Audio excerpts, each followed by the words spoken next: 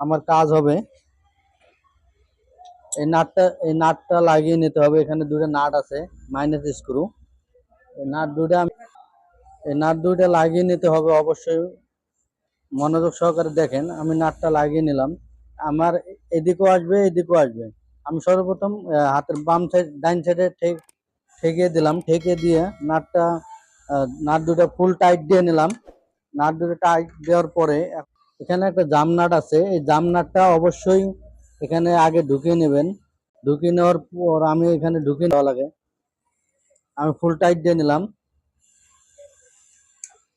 এখন আমার লাগাইতে হবে কন্ট্রোল বোর্ড।